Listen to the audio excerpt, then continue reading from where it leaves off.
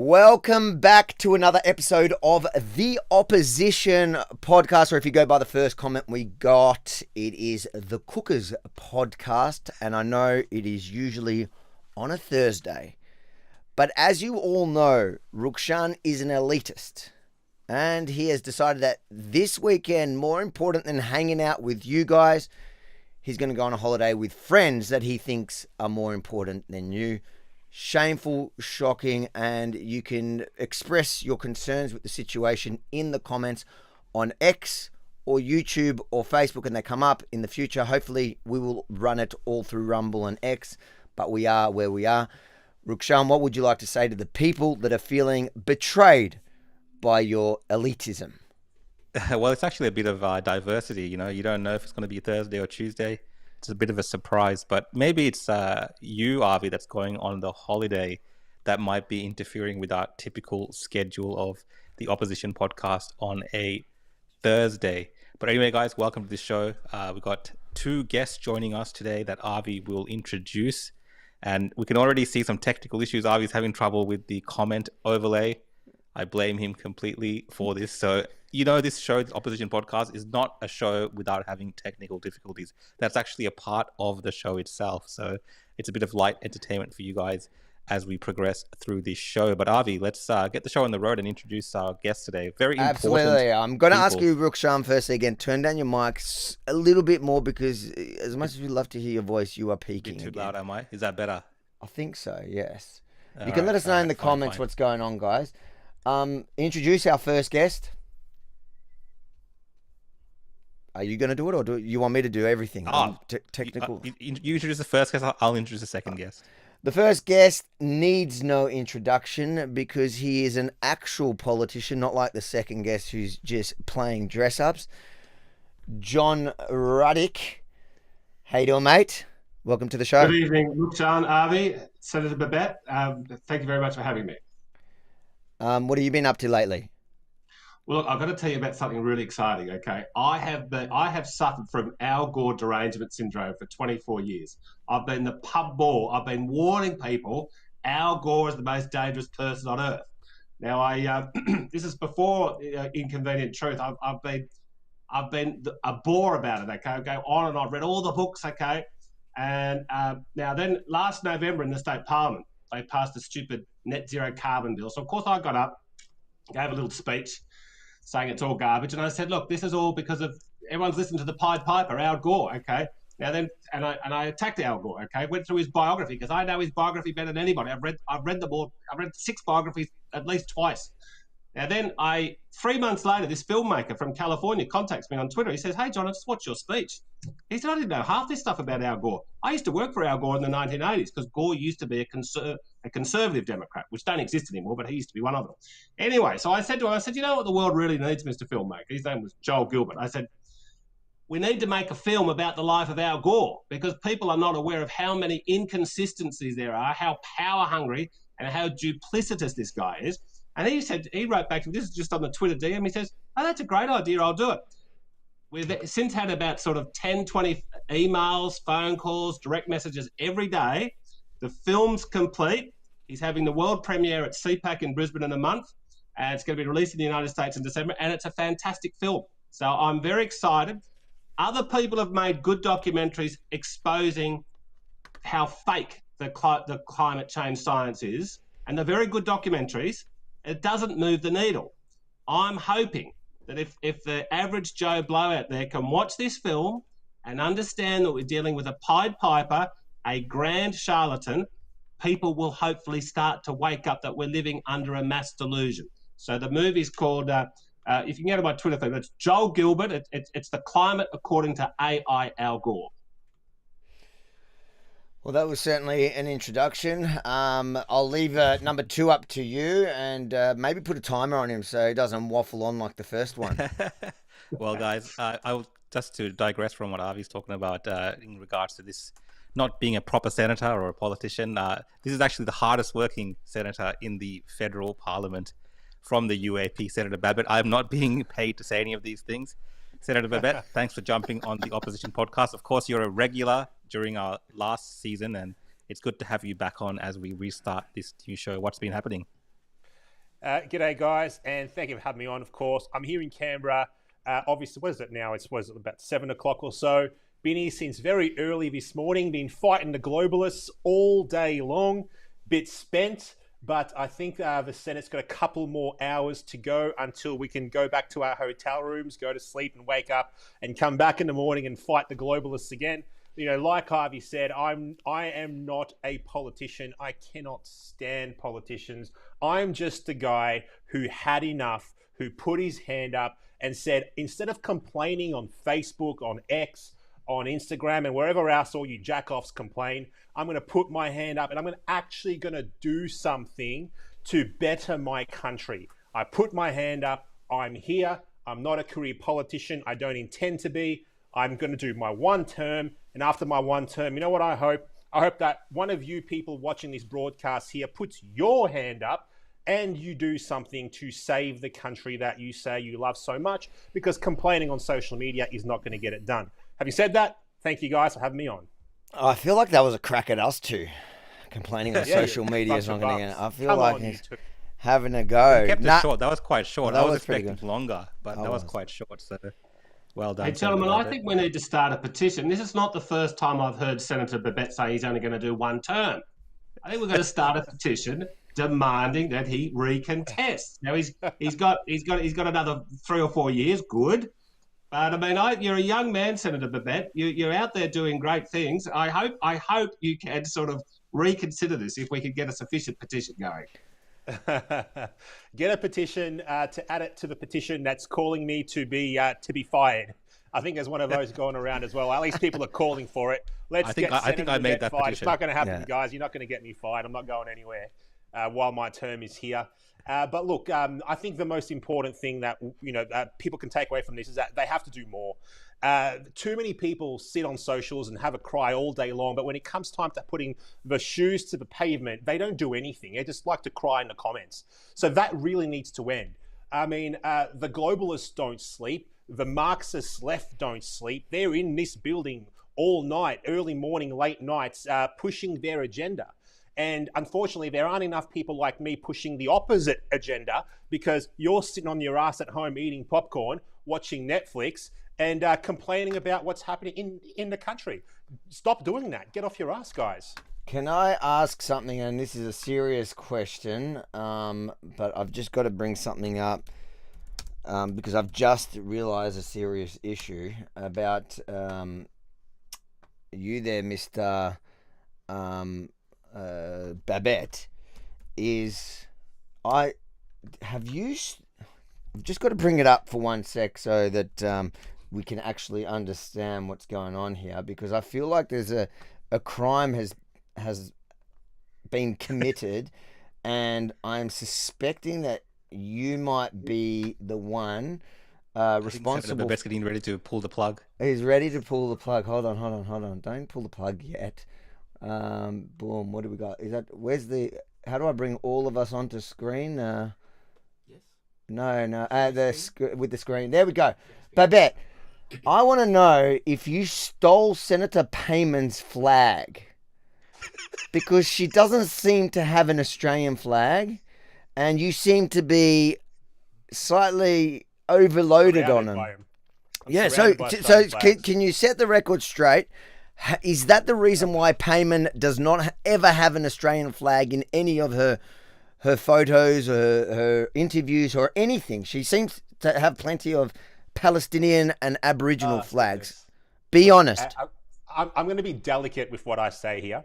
Please don't. First of all, I appreciate that Senator Payman had the courage to leave the Labor Party because her views didn't align with what the Labor Party was saying at the time. Good on her. Do I agree with her on everything? No, I don't. Am I glad she's here as a part of a democratic process? Of course I am. We need more independent voices in this place. On the Australian flag issue, I would wish that this senator would, put the Australian flag on her chest wherever she went. I would like to see that. I would hope that the senator has the Australian flags in her office and not another flag. But, those decisions are for her. She does what she does. I may not agree. I'm obviously Australia first all the way. Her and I don't see eye to eye on a lot of things, obviously, as you probably can guess. But I'm just glad that she's here. I'm more interested advocating what she in believes what in. I'm more interested in what you do agree with her on, because it sounds like from that little rant, there's things that you have in common with her. What can you name some of those? Look, I'll give you one example. When it comes to protecting the family, saying that, leave the children alone, don't push radical gender ideologies onto children and things of that nature. I'm sure her and I would see eye to eye. I haven't talked about it before, but, I'm sure that from what I know I've never heard her. We might agree on. Are you assuming because of her religion she would be share your position? I also assumed her gender. I did that too. I do find it funny she never does bring up those issues, because I think her target market, which is the woke left. What do you think, Mr. Ruddick? I think her target market, her constituents is generally the woke left, and they probably wouldn't agree with what Senator Babette is saying that he would see. Issues. Well, look, it's very rare in Australian political history that a Labor member has crossed the floor, okay, and the rule is they did take a week or two to do it, but the absolute rule is, without sort of any appeal, is that when it happens, that they get kicked out of the Labor Party. So, I'm the only thing I can sort of say positively about her is, yeah, that did take courage, because she really did believe it. But look, what I don't like about Senator Payment is this. She came to Australia, or her family did at least, from Afghanistan. I really would have thought she did too. I think she did. She was arrested. Right. Okay. Now, surely, Afghanistan is hell on earth, and you'd have to, particularly for females. And what I really just can't get my head around, why aren't these people saying, "I am so grateful to live in paradise," which is where she's now living. And not only is she living here, she's a freaking senator. Okay, so she should be so pro-Australia, so intensely pro-Australia. And I just don't like. I don't like refugees coming to this country and who then bring the politics from their failed country and out the problems. Here. And the problems. Yeah, they should be saying, "I love Australia." Now she can be proud of her Afghan culture, etc. But they make really decent food, I got to say. Yeah, okay, good. Drop the politics is what I say. And tell you, the immigration policy of a country is in many ways the most important policy, because it's basically irreversible. Now, if they put the taxes up too high, well, we can have an election, we can drop the taxes, okay, and other things. But the immigration is very important. And if I was the immigration czar of this country, I would say, look, if we've had a group of people out here from a certain part of the world, and they bring their hyper politics from their old failed country out here, we really don't want any more, okay? We want, most migrants get here, they land at the airport, and they say, "I can't believe it. I'm so happy. I'm so grateful. I'm going to make the most of my life in Australia." I definitely agree with that. I certainly don't like the failed politics coming into this country from other countries, because, we don't have to deal with those problems here as well. It's got nothing to do with us. And bringing that kind of animosity here, whether, with the issues that we're facing and talking about right now, or any other country for that matter, it's not necessarily helpful for Australia, and for us to be, dedicating our time to issues that perhaps don't actually impact the lifestyle here in Australia. I think it's unnecessary, particularly for those in positions of power, especially if they're spending most of their time, instead of seeing to their communities, they're worrying about foreign issues that don't have much to do with their actual role at all. I'm all up for them. If they come out to Australia, they're successful, they get a bit of money, a bit of influence, whatever. I'm all up for them doing humanitarian work, helping organise that, okay? But if they're going to come to Australia and they want to become political, well, shouldn't their starting point be, Australia's such a great country? But to come out here, Australia's been so grateful to them, and then they're critical of Australia, okay? I don't get it. The Greens are very good at this, being critical of Australia, especially one particular member of the Greens. I won't name her, but almost every other time I hear her speak, or at least that I can pay attention to it anyway, she's always ragging on Australia and saying how bad the place is. I've actually delivered quite a few speeches about this topic before, about the issue of multiculturalism. I'm the only one in the Senate so far that's come out staunchly and said that multiculturalism doesn't work at all. When you import people into Australia from cultures that are opposed to your own, I mean, you're setting up the country for social unrest eventually, like we're seeing in the UK right now.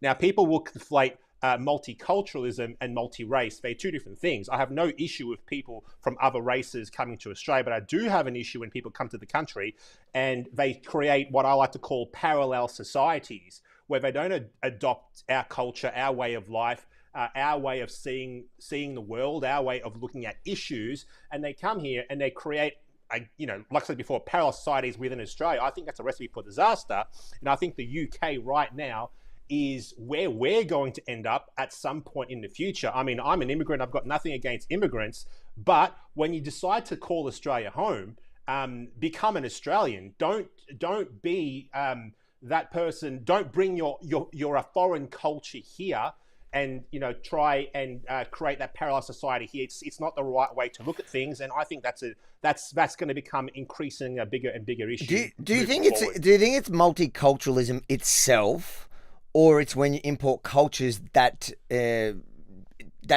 do clash? Because I look at I grew up around Caulfield, but then in my teenage years I lived in Murrumbeena, Oakley, and I love the Greek area. And they've created like this enclave there where it's like little Greek paradise where you get the culture, you get the beautifulness of the culture, the restaurants, the people, the music. You walk in. I don't think that culture and Australian culture is that different, because the foundation of, let's say, the Greek culture, as one example, and the Australian culture that we have here already is the Judeo-Christian values that culture is founded on, that our shared cultures are founded on. So, people like to rag on, Judeo-Christian values, but I think Judeo-Christian values is literally the foundation of the West. And many of the problems that we have at the moment in the Western world, in our civilization, is a direct result of the degradation of those Judeo-Christian values. That is a huge problem, and we need to go back to those values if we want to save our civilization. Because I think our civilization is teetering on an edge right now, and probably within my lifetime or the next generation's lifetime, the West will look nothing like what it looks now, and we will lose what we all love so much about Western civilization. So I think I get it. It's a clash of cultures. That's what you're talking about. You don't want to import clashing cultures as opposed to having multicultures here that do not clash. Are aligned. But it's not about the importing, is it, Avi, though? Like, we talked about this last week briefly. It's not really about where people are coming from. It's about how those people are integrated into society here. No, I mean importing the cultures. So the people that are carrying them. Cultures don't just fly here. Although these days the internet, African American culture. If you go to certain countries in the world, like, you adhere by that culture. Like, I've traveled in the parts of the Middle East, and there's certain rules and customs and norms that I adhere to when I travel to that country, because out of respect for the cultural norms of that country. Like, it should be the same when people come to a country like Australia or the UK or Canada. People should respect what Senator Babbitt was talking about, the basic foundational values of that country. But when you get people into this country, and then there's people within this country, politicians and certain parties, who are telling people, hey, change the foundation of this country to make it more like where you came from, I think that's problematic. Like, I don't mind people bringing their food, their music, and all this kind of stuff. That's all fun. You go to parts of the country where it's little India or little China. Okay, cool. That's nice. You can have some nice food, whatever. But we don't need everything else that comes with that. We don't need all that, because like Senator Babbitt said, the foundations of these societies in the West, founded on Christianity and those Judeo-Christian values, really have set the standard for the type of life that we live, the lifestyle that we have, the respect that we have for each other, the respect that we have for women, the elderly, like all these type of things. And even for having multi-faiths, the respect we have for that in this country comes from those values. They're hard-fought values. They're values that people come to Australia for, to escape from places that don't have those values. So I'd never understand why there's politicians here, particularly, multi-generational Australians who have fought for these things, who are so easy now to be like, oh, okay, cool, we'll let these other cultures dominate here. It's ridiculous. We shouldn't let other cultures dominate here. We should have the Western tradition being the dominant, tradition and the thing that people follow in these countries like Australia. I'm fully for that. So I definitely agree with what Senator Babbitt was saying on this regard. When you visit the Middle East, Rukshan, do they respect your pronouns? She, her? Yeah. I mean, look, I've traveled in different parts, and there's no place like countries in the West. Even when we talk about things like racism and stuff, like I experienced different types of racism in different parts of the world, being like a South Asian, in certain parts of the Middle East, Indian people, for instance, that people that look like me, I looked at more of like a servant class, a working class, and you really feel that in some parts of the world. So you don't really get that in the West, the way that we've been brought up. Like it's totally different, right? So when we talk about Western cultures being racist and all this kind of stuff, I see it as complete nonsense because you experience that That's in nonsense. different ways in other parts of the world as well. So there is those aspects that we have to live with when we travel elsewhere, and we should be so grateful that Australia and other parts of the world that are like Australia try to move away from that. And the reason that we do move away from those things is because of our Judeo-Western values, Christian values. Sorry. Australia is literally one of the least racist countries on planet Earth, on God's green earth. I mean, if you want racism, if you think of Japan, for example, right? People wouldn't think that Japan's a racist country. But if you go to Japan, there are certain bars and places that you can't get into because you're a foreigner. It's like, no, Japanese people only in here, no foreigners allowed. Legitimately, I've been to Japan before and I've been knocked back because I was not Japanese. These kind of things happen around the world. Is it because you're not Japanese, or they just didn't like you? They just didn't like me. They were like, "That's that UAP guy." There's that cooker. Ruddick, Ruddick, have you ever been kicked out of a restaurant or bar in Japan? My sister-in-law lives in Japan, and look, Senator Babette is right. It is a very, very monocultural country, mono-ethnic country, and they got no plans on changing it. Okay, Look, the point about Australia, look, it's not just Australia, it's all the English-speaking world is extremely diverse and welcoming. And, it's where do all the refugees want to go to? All the moment. US, Canada, Australia, the UK, and New Zealand. Okay, so, and it's, I think part of this is, I think the little island of England over the last sort of 2,000 years has sort of been a bit of a refugee camp for people who are having a hard time in Europe. They just sort of run away to England to start a new life. And this is why the English people, you get red-headed people, blonde people, dark brown, light brown, black, you get everything. You get freckly people, olive-skinned people. It's a real mongrel race, the Anglo-Saxon, and that's may not be a bad thing. But look, I reckon. Now, this is not Libertarian Party immigration policy. I want to make that clear. I don't want to get in trouble with the party. The party is coming out with an immigration party policy soon, and I'll endorse it 100%. But my John Ruddick immigration policy is very simple. We need a 5-year immigration pause. Senator Babette mentioned what's happening in England at the moment, which is horrifying, okay? It is absolutely horrifying. And do we want that to happen in Australia? Absolutely not.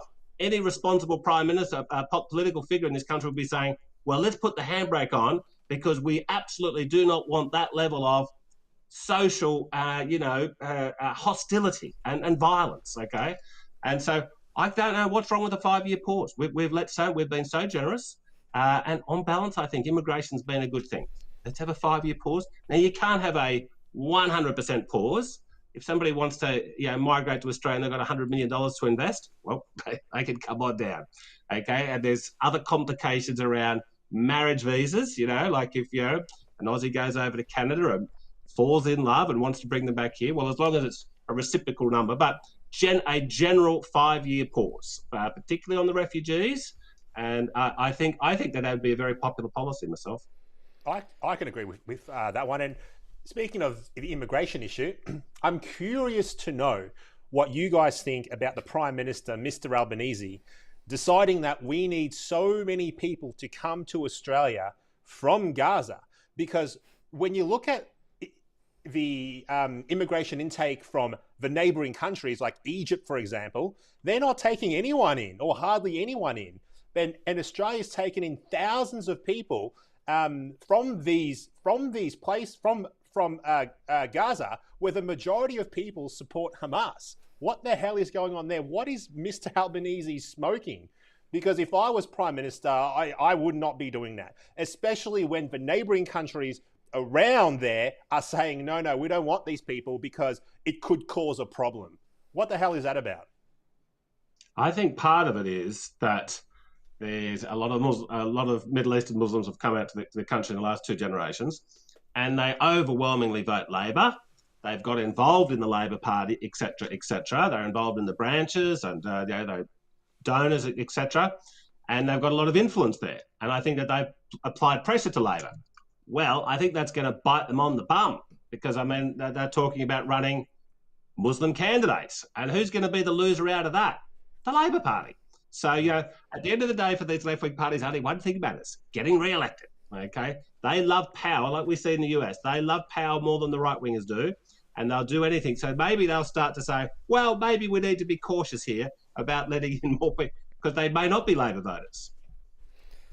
Crazy. I dare say this is a good lead-in to the next issue, because I think this is the one issue that those that they think that they're bringing in to support their agenda won't in fact support this agenda and don't support their agenda, just like Payman. I think you're right, you're on point. She doesn't talk about it. I think as they get more involved in politics, as we see more religious politicians come in, especially from refugee backgrounds, they're going to push back at this exact kind of stuff. The book. Now, I remember last time we had you on, Babette. I think it was last time we had you on. We were discussing this exact book, and funnily enough, I think we had the libertarian Victorian Limbrick was on the show, and you guys had a bit of a punch up. Let's maybe we can go round 2. Although I don't know if Victoria, New South Wales, or Limbrick and Ruddock hold the same views on this exact matter. What's your reaction to this news that essentially the book is being awarded an honour on the exact week that they're pushing for the social media? Well, they're actually doing it, the social media. That book is utter garbage. Now, a lot of people said that I wanted that book banned. I never said I wanted that book banned. What I said was that book is not appropriate to be on school shelves or freely available for children to get their hands on. That book, as it's showing on screen right now, it's got instructions in it for, I can't remember the exact age, so don't quote me. It was like 9 years old to 14 years old, or close to that anyway. Oh, it says 10 to 15 on the screen right there. So between 10-year-old and 15-year-olds, that's who it was aimed at. And it was an instruction manual on how to have all sorts of perverted sexual activity for children.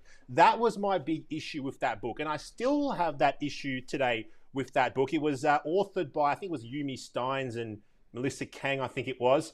And the fact that this book is going to get an award just rubs me the wrong way. Completely. It shouldn't be on shelves for kids to pick up. It just shouldn't.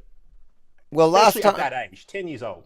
Well, last time Limbrick made the argument, and Rukshan, correct me if I'm wrong, Limbrick made the argument that he's a free speech absolutist, even though I don't actually think that this is an issue of free speech, because I don't think anyone's saying, well, maybe there are some people saying, but nobody in that conversation was saying it should be banned. He was saying, I remember him saying that it should be treated like any pornography, where you have to be over the age of 18 to be able to purchase or borrow. I was saying that. That was me. Yeah, I'm talking about you. Oh, you're talking about me. All right, good. I'm talking about you in the last episode. You were the one making that argument, which I agree with, because I think as a parent, I look at that book and I think that book is almost worse than pornography, because it's directed at kids as an instruction manual of what to do. If a kid picks up a pornography or ends up on Pornhub, they know they're doing something they're not supposed to be doing. Here, it's the other way. So the idea of pushing it out of school libraries and allowing kids to just borrow or buy it or encouraging it, I support that. I don't think books should ever be burned. But where are you on this one, Mr. Ruddock? Well, look, okay, I believe the book should be banned. Now, let me explain. I believe families should ban it. I believe schools should ban it. I believe teachers should ban it, okay? I believe any sane human being will ban this book. It's a bad book.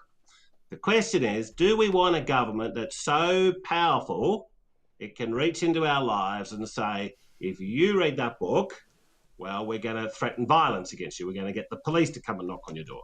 No, we don't. We don't want a government that big. We want a night watchman government, a government that doesn't interfere much. Government is the most dangerous thing in the history of humanity. Government's the one that it commits all the atrocities, okay? Left, right, whatever.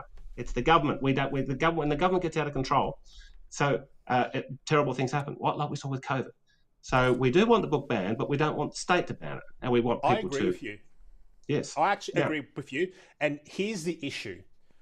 When we had a strong religious foundation, a strong Judeo-Christian foundation to our country, the people themselves would push back against a publication like this socially. So you wouldn't need the government to step in to do that banning because they would self-regulate that book. But again, I'm getting confused by this conversation here. When you say banning, are you asking them to ban it from the state schools? Government should ban it. I'm asking the families themselves. I understand that. I understand that. But when we're talking about the state schools, for example, I don't even think this is a position for a private school because every parent has parents are essentially giving permission by sending their kids to a private school. You can protest with your cash. You can pull your kids out, or you can refuse to send them to those classes. But I'm talking about in state schools, where essentially the ones in charge is a state anyways. Do you think, Ruddick, the state should stop these books from being in classrooms, in school libraries, in public libraries, available to children? Treat it like an adult's book. Well, look, in a libertarian utopia, there'd be no such thing as state schools, okay? Because we'd have school vouchers, which we won't get into now, but we're not there. We're not there. So while we still do have state schools, yes, the Department of Education should ban this school. Now, of course, what's happening is the reverse is happening. The Prime Minister's Literary Award, this is on the short list. We're celebrating this book. It's a perversion. Really don't know why Albo's doing it, because, I mean, this ain't a vote winner, okay? There's about, I'd say 1% to 2% of the population think this book's great. I'd say less than 1% of parents would buy this for a book. Some wackos will, okay? But why is Albo doing this? Why? I mean, this is a vote loser for them. So I think it's good that it's being discussed. I mean, it just shows you that the left today is not the left of Bob Hawke and Paul Keating, and when they were sort of, all they believed was a bit more social welfare. This is really wacky stuff. Let's hope Donald Trump wins in about 50 days. He's the best hope we've got to reverse this tsunami of craziness which is overtaking particularly the English-speaking world. They don't do books like this in Asia or the Middle East or Africa or Eastern Europe, maybe a little bit in Western Europe, but it's the English-speaking world which has gone completely nuts in the last generation. Yeah. So let's hope Mr. Trump can win and start to turn back this craziness. Well, on the point of that article that you've shared there, Avi, I guess it's about this verification age for children being stricter now. So the government pretty much stepping in saying that, kids can't be on social media or whatever at this particular age. And it's interesting, this comparison between these two things, because you have within the school system, for instance, children being exposed to all types of different things, being, I guess, awarded by the Prime Minister in this sense. And at the same time, perhaps parents who might want their children at a younger age to be on social media, they're now forbidden, through these laws from being on social media. So it shows you that government really does have control, whether we like it or not, in terms of how they can expose children to different things that they want them to be exposed to at a certain age. So I'm definitely for protecting children online. I'm not arguing. It actually just exposes it exposes the contradiction in the Labor government. You got, on one hand, they're saying kids should have access to everything they're being. It's just like when they say that they should raise the age of criminal responsibility, but they should lower the age of voting. Like, which way is it? Are kids got too much responsibility? They're too free, or and they're unable to cope and be held to account, held responsible for their actions? Or are they able to take everything in and you can give them sex ed books and they will know how to handle that information responsibility? Which way is it? You can't have it both ways. Look, there That's is a a good very point, and important you're point. completely right. And this whole push to sexualize children, look, this has to be pushed back against by normal everyday people. We have to put an end to stuff like this. It's gone way too far. And I think the issue is that the radical Marxists have gotten into really every single institution that I can think of in our nation at the moment, and they've infiltrated everything, and they're pushing their agenda every single day. This goes back to what I said before, how the normal everyday people have to get more involved in the political process and get off their butts basically and push right back against them, because if they don't, this is just going to accelerate. I mean, you've got talks happening at the moment openly at the global level where people are trying to rebrand pedophilia as minor attracted people. This is happening. This is going to happen unless we stand up and really push back firmly against these people, because they're nuts, these radical Marxists. Gentlemen, there's an important point I want to make about this, the being 16. The governments say you've got to be 16 to be able to access social media. Now, this sounds fine at face value, but it's absolutely insidious. This is part of the digital ID. The government has set up some infrastructure, very powerful infrastructure, where they can turn off people's access to social media. Now, at this stage, the infrastructure is saying, it's just about preventing under 16-year-olds, and we've got to protect them. Okay. But what I believe is going to happen in the future is there'll be another crisis in 5 years. There'll be COVID, or there'll be the war on terror, or what? There'll be some crisis, and then they'll say, look, it's just as a short-term emergency, we've got to shut off social media access to those evil right-wing cookers. Okay. Now, I know they shut a lot of us down during COVID, but look, basically, enough of us stayed afloat. Okay. A lot got killed off, but we were most of it. All the controlled opposition, like Rukshan, managed to. Yeah, that's controlled opposition. So the thing is that they've now got this ability. I think what they saw that 85% of Australians appeared to be quite happy to be treated like farm animals during COVID, and I think the big state central planners licked their lips and said, "Okay, let's keep going. Digital ID," and we'll say, "Well, it's just to protect kids." Now, look, parents should be protecting kids, not the state.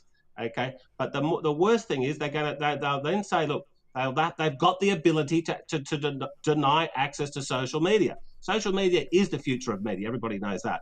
Okay, so then they'll say they'll shut off right-wingers. Now, once they've shut off the right-wingers, we're the only ones resisting the George Orwell state. Okay, so once if we're all taken out, the rest of the people that have done nothing, okay, the middle ground that aren't that political or they're just sort of cowardly and weak, well, they're finished. Okay, they will then just be living like farm animals, and the radical left, of course, will be cheering it on.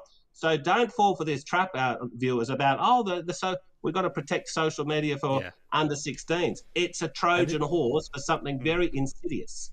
Yeah, well, this is how the e-safety commission came about. It was all about protecting children online, right? That's how they kind of sold it to everyone, and everyone was almost on board back then, because you're like, you got to protect your kids online from being exposed to nasty things. But what's happened with the e-safety commission is it's kind of evolved into this this all-seeing, all-controlling force that's trying to implement all types of control over our lives in terms of how we access content online, or whether it's even from overseas. And you're seeing just how powerful these organizations can become. And I touched on this point last week as well, when it comes to these laws around children and these verification systems. The system, like John Roddick was saying, has to be built. And what better place than to implement it at a younger age, when no one's really paying attention? It's at school or whatever, that age group. And as they go into adulthood, these children have already been enrolled into this digital ID system, and it's just normal part of their existence. And slowly the people like us who are fighting against this and showing the evils of this type of system are no longer there, and it's all being implemented in this in this school system type manner. Yeah, that's right, Rukshan. And these central planners, they think in decades or in generations even. That's how they think. They're not thinking tomorrow or next year or even in 5 years, decades at least. That's how they do business. And the Prime Minister, I think it was either yesterday or today, he actually came out and he said he would they want to work out a way of how to get around VPNs as well. So if you think your VPN is going to save you, it's not going to save you at all. They are deadly serious about getting this through. Now, the other thing that people at home need to understand as well is that both the Liberal Party and the Labor Party have the exact same policy. Peter Dutton came out recently. I don't know if it was today or it was yesterday. He said, should he win the next election, he would have this up and running within the first 100 days of his government coming to power. So, and back, Rukshan, you mentioned the E-Safety Commissioner. Now, the office of the E-Safety Commissioner was set up under the Liberal Party. It was their idea. It was completely. And they love her. They support that lunatic. They support her. They love it. I can't understand how the Liberal Party does not see what the E-Safety Commission, what E. Karen is doing. Like, if E. Karen wins, there will be no opposition. Not that there is an opposition now, but she will. She wants. But why do they agree with it? How do they? Because for what at the reason? End of the day, both Labor and Liberal, they'll argue like cats and dogs about really issues that are inconsequential, issues that don't really matter. But on the big ticket issues, they are always agreeing. So like we just said, the Office of the E-Safety Commissioner, digital ID, this desire to ban, at this stage anyways, children under 16 from accessing social media. And like John Ruddick said, that will be expanded to everyone else eventually. That once that framework is in place, everyone's going to be forced to sign up so the government and the corporations can see exactly what you're up to online, make it easier for them to control you. It's coming. It is going to come. But what's going to happen in another 10, 20 or 30 years? I can see a future where we have a social credit system type system in place in Australia, and people will say, "Oh, that's a conspiracy theory," blah blah blah. But they already have a similar system in communist China, where if you say something online that the government of the day does not like, you can be penalised for saying that thing. So I'll give you an example. I'm pretty sure it happens in the UK as well, man. It happens in the communist. I don't know why you pointed to China. Keir Starmer's doing it. They're kicking in doors and jailing people for offensive posts, but you're social free, media posts. But you're free to stab. But you're free to go around stabbing people. You'll be right. It's insane. It's crazy. So at the moment we're sleepwalking into a digital prison. That's what we're doing. And the average person really needs to really pay attention to what the politicians are up to in Canberra, because you may not feel it today, but the next generation or your kids, they're going to grow up in a prison that doesn't have bars and things like this, but a digital prison.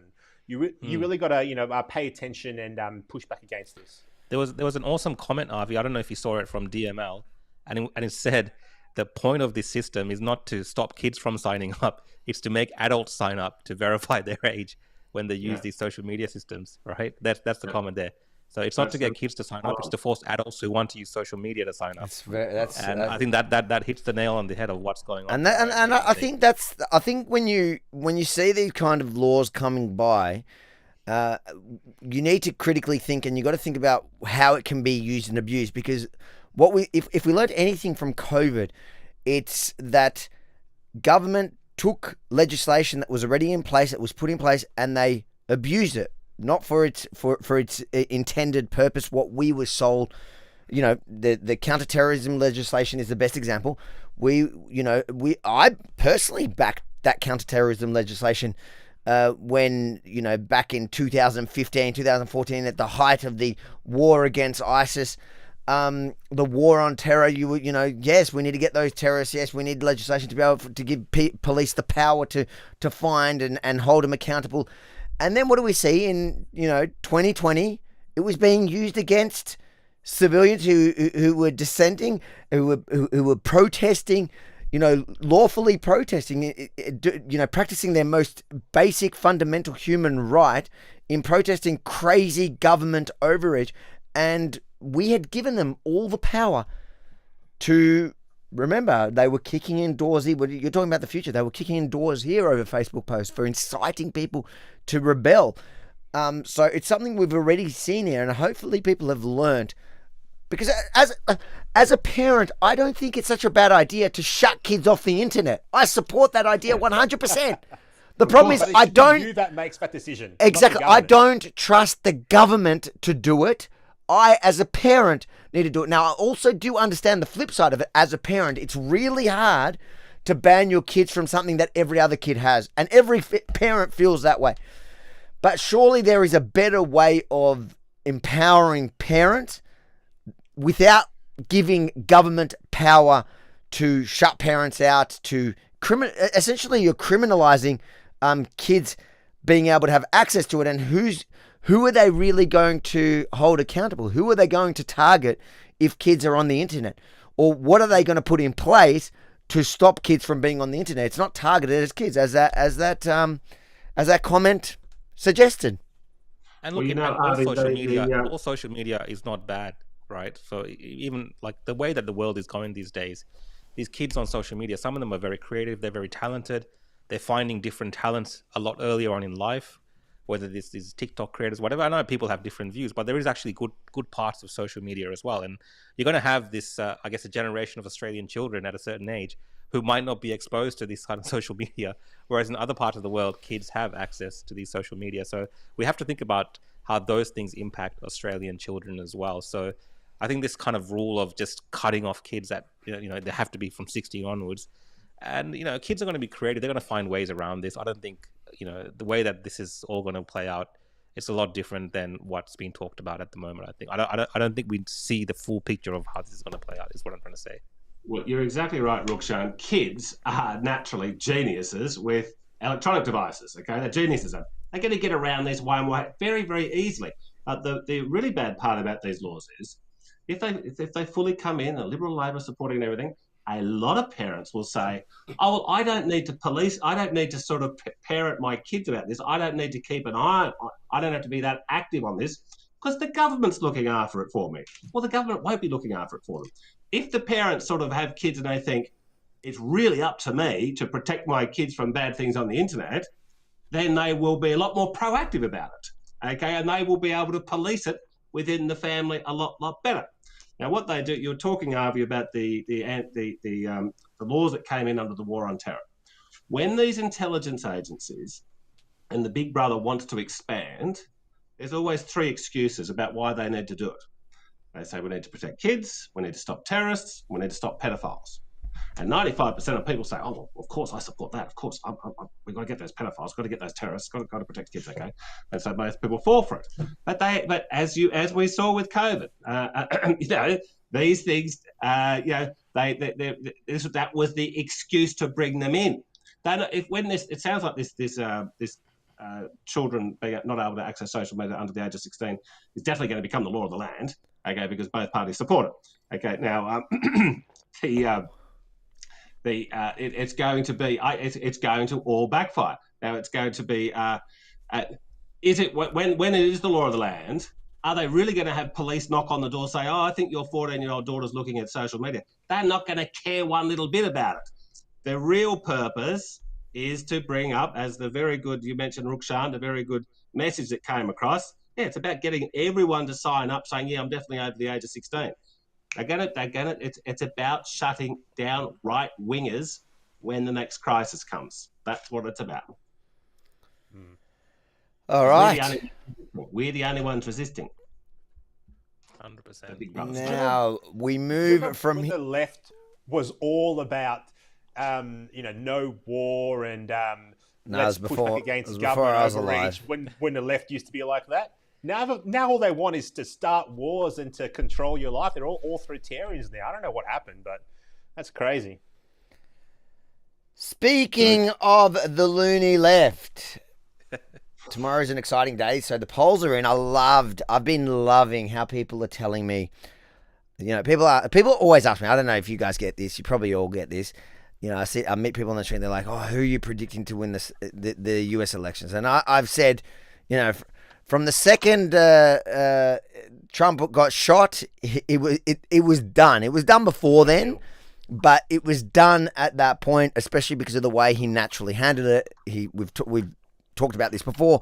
He handled it so well that it almost felt like he'd done it to himself because it was just so perfect. And I know that a lot on the left, they believe that he did do it himself still to today.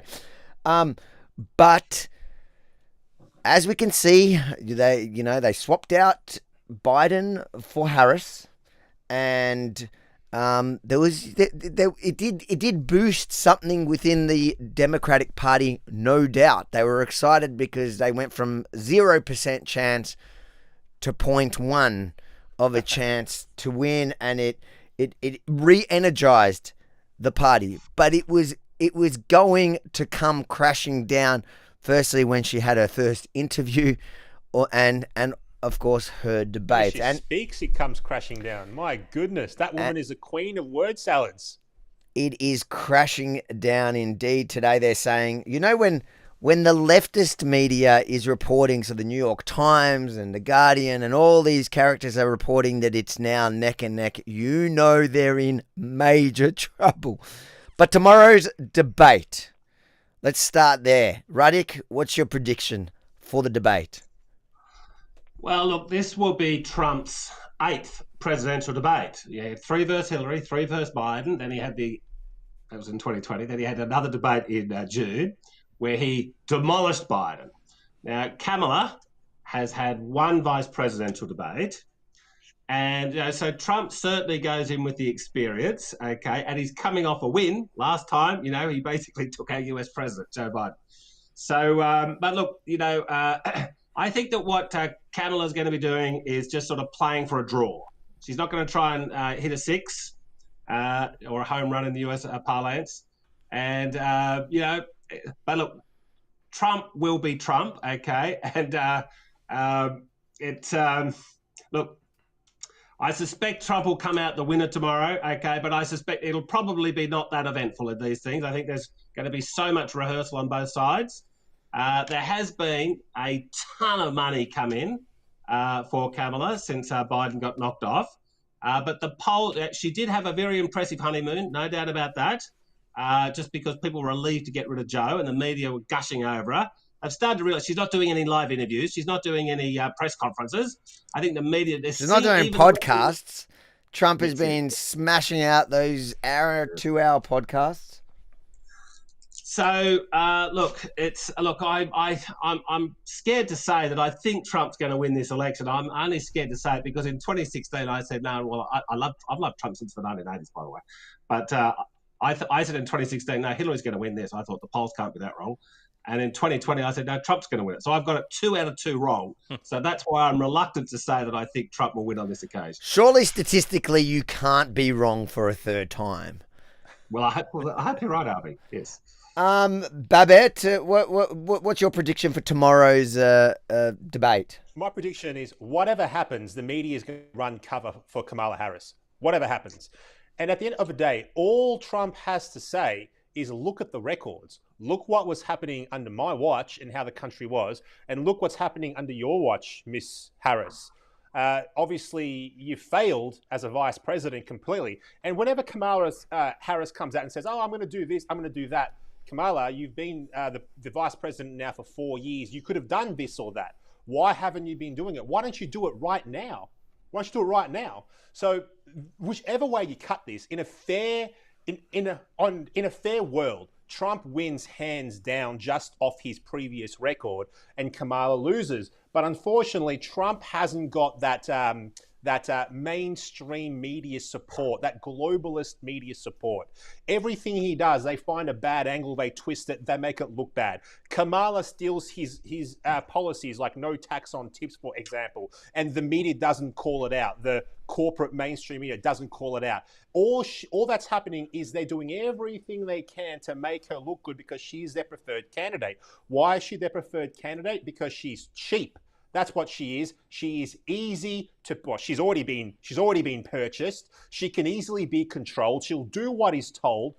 She'll do what she is told. And Trump is an outsider. Trump has money. He doesn't need this. He will do what's best for America. We already know this because that's what he did before. We don't have to guess what a Trump presidency looks like, what a second Trump presidency looks like, because we just had one. We've had a Trump presidency, and we don't have to guess what a Kamala Harris presidency looks like either, because she's currently the vice president and the country's in tatters. And people always have a go at me. They say, why do you care what happens in America? I care what happens in America because whatever happens there eventually filters its way right here to Australia. So America, essentially it leads what I like to call the Anglosphere, the English-speaking world, UK, Canada, New Zealand, Australia. It leads that. And without a strong, proud, prosperous America, you're not going to have a strong, proud, prosperous Australia, whether you like it or not. Those are just the facts. And which is why you may have guessed I support Donald John Trump. You support Trump? I picture you as a Kamala. Crazy, isn't it? You know what's interesting, Rukshan? Today I was, I have the ABC always playing at the background. You want to know what the enemy is saying. And I found it interesting when they were talking about this debate tomorrow. Their expert, US elections expert or whatever he is, was basically saying, so what we can expect of tomorrow's debate is a lot of untruths by Trump. And the question is, how Kamala, or how do you pronounce it? I pronounce it wrong because Kamala. Can we just say Kamala? Well, Trump says 10 different versions. Yeah, I can't get it right. It's a bit of a tongue twister. But he's saying the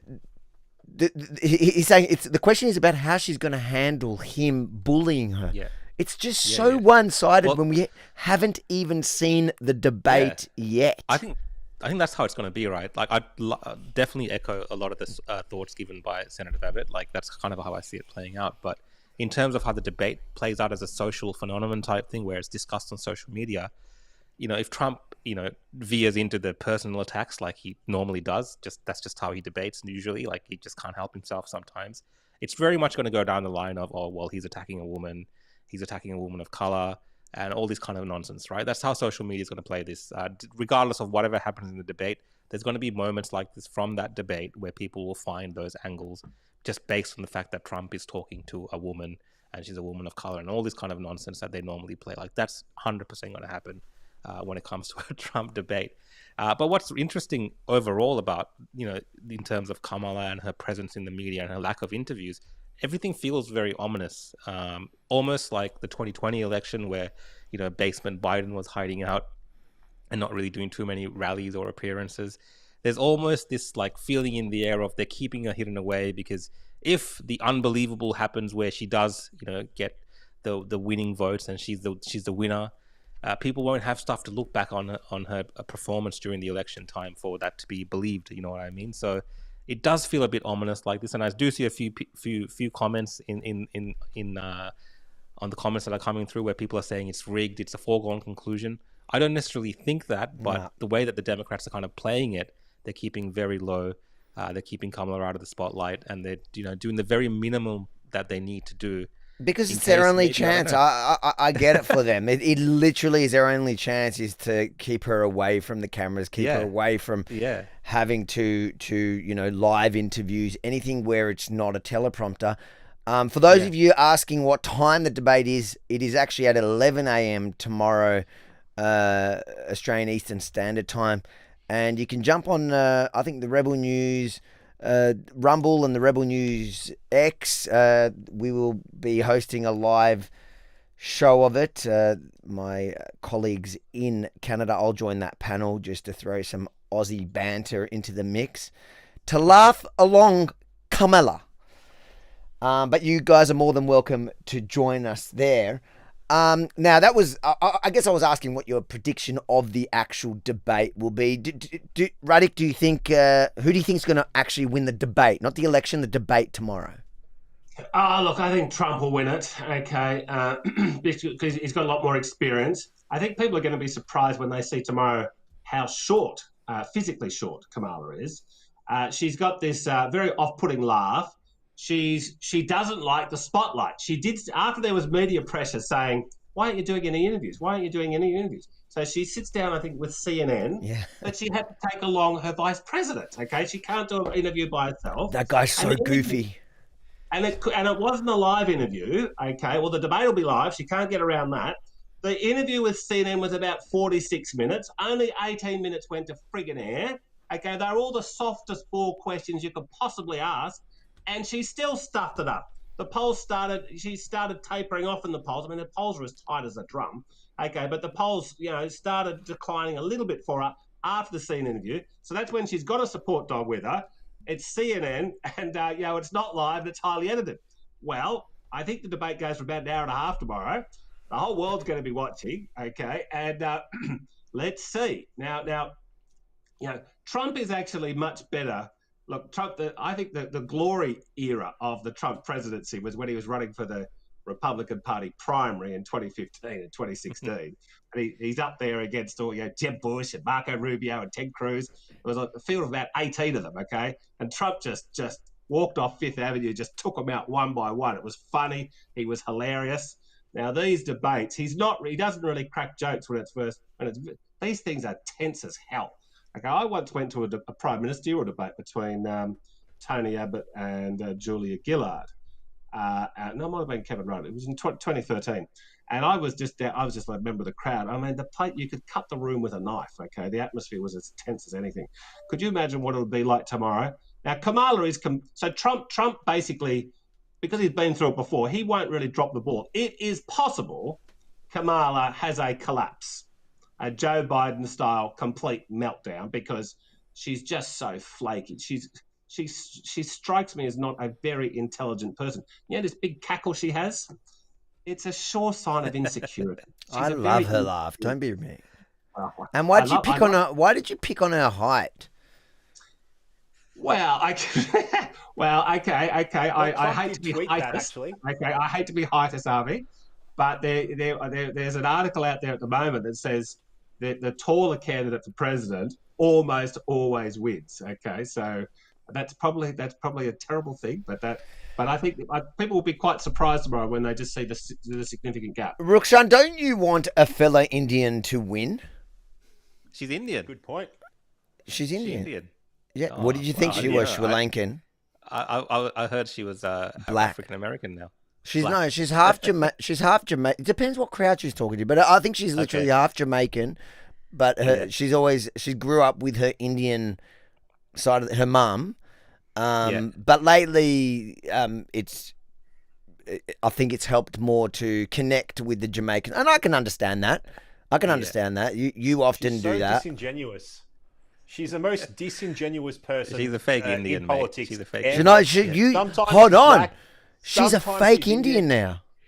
She's a fake Indian. Sometimes she has a southern accent. Sometimes she doesn't. This woman is just nuts. She's nuts. And the fact that the media don't call her out on it is just so frustrating. All they do is just go in and defend. You know what? Actually, I got fact-checked recently because I said on X, so the AAP fact-checked me, I said on X that Kamala used to pretty much always identify as Indian, and then only recently, when it's been more convenient for her, she's now going around saying, I'm black, I'm not Indian. But I don't think she's saying she's not Indian. She's not saying she's not Indian. She's just playing the black side. She used to identify more with her Indian. All the articles used to be about her being the first Indian senator. Yeah, correct. Yeah. So if you go to my X account and have a look, I've actually got a compilation on there of her just for minutes on end saying that she's Indian, not saying she's black, saying that she's Indian. And then, and all of a sudden, now that it's time for to go up against Donald John Trump in the presidential election, now all of a sudden she's identifying as black. Absolutely disingenuous. Speaking of batshit crazy Americans, that's what did you call her? Batshit. Is that what you called her? Batshit crazy? Me? Yeah. Somebody says. I think she's somebody. Crazy though. Yeah. I'll admit to it if you need someone to admit to it. I swear I heard Babette. We're gonna have to fact check Babette again and pass it on to. Speaking of crazy Americans, you've raised a few eyebrows lately, Babette, with your support of Candace Owens. What do you love about Candace so much? And you've been promoting her tour. Are you involved in the tour? Well, I haven't promoted her tour. I've just said she's on her way here. So I'm looking forward to hearing what she has to say. I mean, I like that she'll just speak her mind, and she doesn't really care what anyone thinks. She'll just whatever she thinks whatever comes into her mind, she's going to say it. She's not going to alter what she says to please anyone or to be politically correct or things like that. And I just find that appealing. Is that so? When you say Candace on everything, no, I don't. But do I like Candace? Yes, I do. Okay, so when you say you love your work, Candace, because a lot of people were like, "What?" My phone went off when people saw this comment, which is funny because it didn't get much interaction. Now that I look at it, but what when you say you loved her work, were you responding? Can you tell us what you meant there? Like, were you responding to this, or were you responding? What did she say? I can't read it. Can you read it out? So she's talking about. So it was. Hold on. Let's see if I. Well, she's talking about somebody's reposted her video. Where is it? Here it is. It's this video. I can play it, can't I? They are essentially, and this is Sigmund Freud was a Kabbalist, and they believe in bisexuality. They worship Baphomet. They are trying to use psychology to introduce, and I read this in a book by a Jewish historian, David Bacon, to make their religion the religion of the world, Yes. right? Which is a pedophile-centric religion that believes in demons. It believes in child sacrifice, and it is the reason that we have the circumstances that we are in today. And most people won't be able to find this history. And they are essentially, and So this is in response to that, like, were you talking about that? I was talking about what she said previously when she shared it. So she said something like, they're not Christians, they're not Jews, or something like Okay, that. so They're you're- not Muslims, Yeah. but they masquerade as all three. You know, Okay. these Satanists. They like to pretend. So why does she call them Kabbalists? Kabbalists? That's what she's Well, calling them. I didn't actually watch the clip. I just All was right. responding to what she said there, and Okay. I agree with her because the people. I don't that, think you agree know, with her though. I think you agree with this comment, comment. of I agree with her that comment. trying to backtrack on what she's saying, because the Well, video, whatever. Look. the video is but it's important to notice it, because if you say the video itself, she's saying the Jews are pedophile. Like, Kabbalah is Jewish mysticism. So she's calling Jews pedophiles. Then she's going, they're not Jews. They're not, like, she's walking it back. Anyway, whatever. I was So- agreeing with that comment right there. So They're you neither don't- Muslims nor Christians. No, because I know, And I thought that was interesting. like, in our conversations, you always talk about Judeo-Christian values. I don't think she agrees with that anymore. So I think it's important. But a lot of people ask, what is it about her current work that you think is good? Do you think her current? I like the fact that she's willing to just call things out, whatever it might be, whether you agree with her or not. I like her bravery, because it does take a certain amount of bravery to go out there and say things that a lot of people might find controversial. I especially like her work around how she's trying to protect the family unit, protect traditional masculinity, protect traditional femininity, and protect children from this agenda that we have at the moment, where they're being sexualized at ever younger and younger ages. That stuff really riles me up, and I'm very against that kind of thing. And I like that she's always talking about that and pushing that. Most Well, definitely. obviously, Candace has become a very kind of polarizing figure, even within the right or conservative side of politics, where we're now having these discussions around her views and maybe not agreeing on certain aspects of it. Like, she's become that very recently. So We're all going back a polarizing, few- though. Yeah, I don't know if you want to put yourself in her, No. but that's what I'm trying to. Because No. like, if you look up, if you look up, I see like she's got her tour coming out, which I don't think is going to happen. I personally think I don't think you should kick people out of the country for their views, as abhorrent as they are. But I find it like I just don't know if you're actually watching what she's saying, and when you're saying she's doing good work, are you agreeing with what she's saying? Like, people just saying things because it's outrageous, and it's like, is it brave in the thing. itself? This is the thing, though. You can like someone and not agree with everything that they say, as an example, right? So I'm mature enough and old enough to be able to say, okay, I like this, but I don't agree with that. But I like, Sure, but you know what I mean? but saying good work, I like your work, right? And then you like just scroll her Twitter, and essentially every second tweet is about Jews, and that wasn't who Candace used to be a year ago. And some of the stuff that she's saying, and even on the specific video that you're commenting on her comment, it makes people go, like, I question. I don't think I know you, and I don't think you hold those views. In fact, even in this conversation, you always refer back to Judeo-Christian values.